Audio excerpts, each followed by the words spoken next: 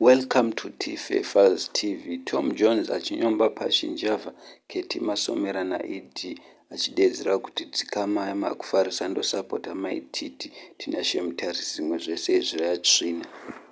Mamukasei.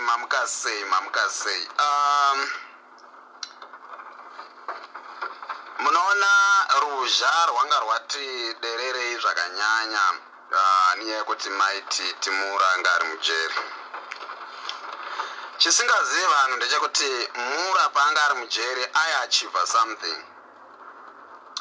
Zvakawanda zvinhu zvaakadzidza ari mukati zvisati zvadzidzwa nevamwe vanhu vari pano panze. Rega ndikubatsirei.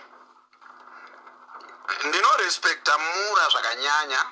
Mai Tit ndovarespekta zvekudaro. Chero takamboatakana tikambodii but ndovarespekta zvekudaro. Ndine certain number of people vandinorespekta pasocial media.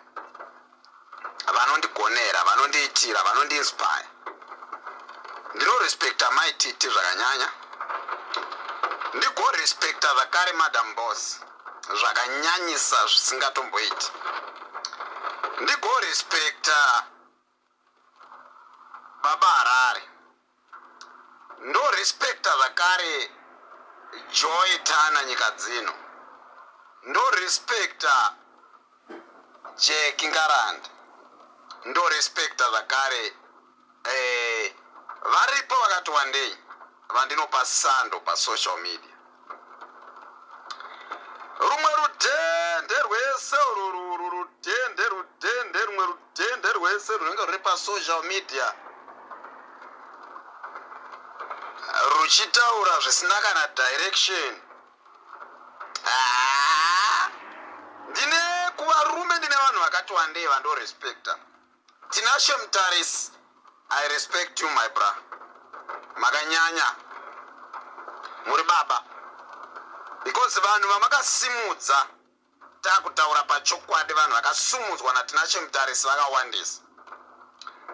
Vanhu vakasimudza nanhasi achiri kungosimudzira vanhu muZimbabwe, mayouth muZimbabwe. Pane mhuri iri kutorarama nekuda kwaTinashe Mutarisi izvezvo. Saka mukaona mabata Tinashe Mutarisi mabata agenda rangu. Because that man ndomurespekta because haana drama nemunhu.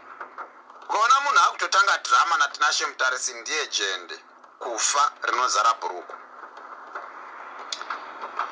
Ndine number of people vandinopa sando. Chirega imuone ipapa pamura abudaka. Tumwe twakufa nenzara twakurarama nemutakura.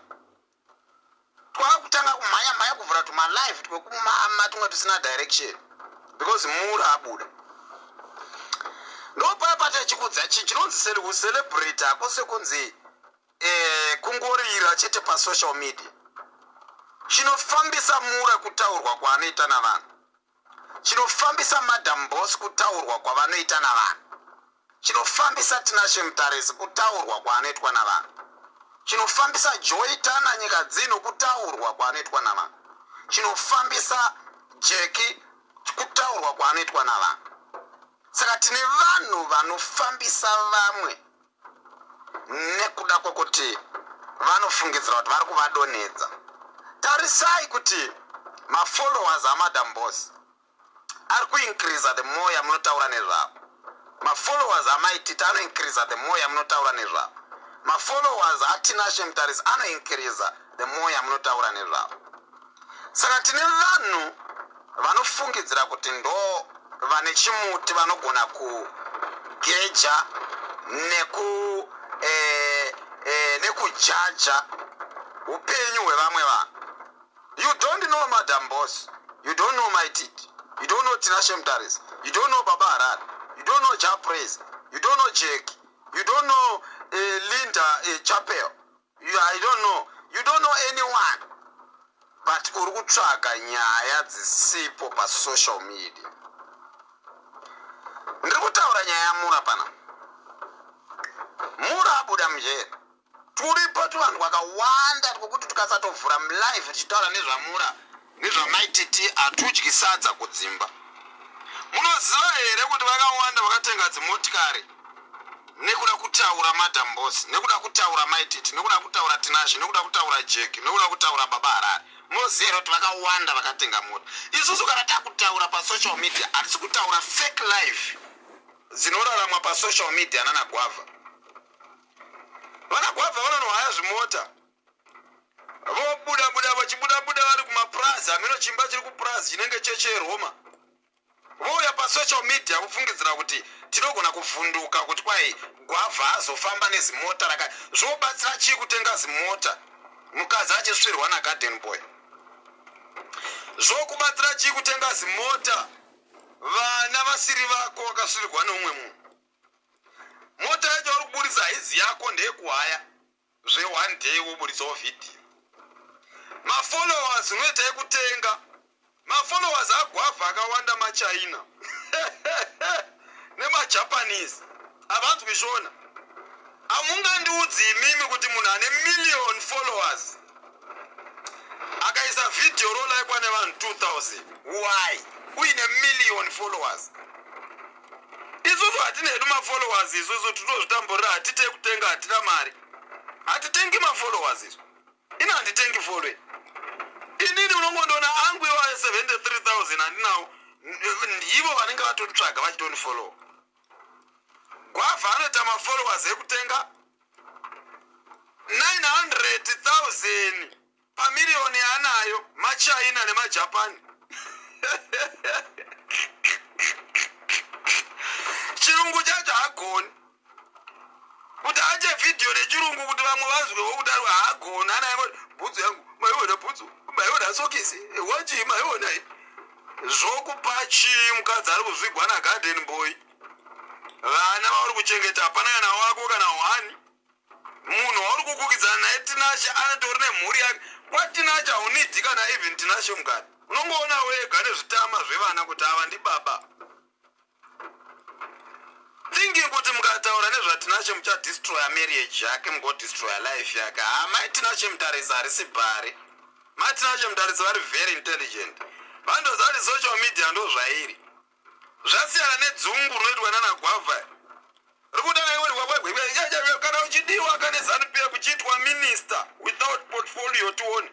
Zvaunongowawata usina kana chinzvimbo kuZANU-PF kwacho. Kutokunzwa nana Enzo aishawo vakatombokombita kutoitawo makansela vakawanawo 3 votes. Zviri nani? Kukunzwa nana Enzo aishawo. Nana Sandra Ndebele vakazowana 7 mavotes. But vatombopindawo kuonekwa kuti at least variko. Saka kuna vamwe vanhu vekuti unogona kurwisa but haukwanisi kuvamisa. Chinoratidza kuti vana Gwavha vanotenga mafollowers, malikes. Endaipa malike. Chete ndo chinhu because isusu tine 70,000 hatisati tambosvika kana 100,000. Ukandoona inini ndakakanda video rikatoita 3,000 likes. Ndichitorira. Than munhu ane 1 million oita 1,000 malikes. Akuzokurira ikoko. Uchinokutaridza kuti 100,000 malikes per million tongotora 900,000 havana havo kulaika toto havana kuona video. Ko 100,000 ngavachiona kavalike. Hakuna kana 1. Saka tarisa level revanhu vawina havano kufollowa, that is a million. Chiti million yotu minus 900,000. Wano 100,000 likes to everything that you post. No kuti kunzi hausi kufollowa nemaChina nemaJapanese. Kwada kuda kuti pinza pressure mchita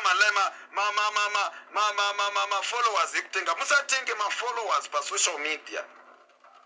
Isitongokanda tongowana 500 followers. Hatinawo followers ari. Batoza vatika reach ku million. Teta kuwana at least 50,000, 100,000 likes. Because teta kuzoti at least tane vakawanda vanoti follower and hatina kuita vekutenga. Kwada kumaya unochenga maChina asinganzwi chona. Woposta mavideo neshona, woposta kachirungu kaina kakabhenda kane kwashi. Musapa vanhu pressure pa social media. Welcome back, Mai Tit. We love you sisi. Tinokuda zvakanyanyisa. Taimira newo usipo. Taifara usipo. Tichinakirwa usipo. Asi chandinotaura ndechekuti drama harimirwi nevasina brain paupenyu hwako because vari kutsvaga malove nemalikes kuti vawane chikafu mumba. Ignore blue tick. Tinashe Mutarisi blue tick vanenge vasina basa mulife mako.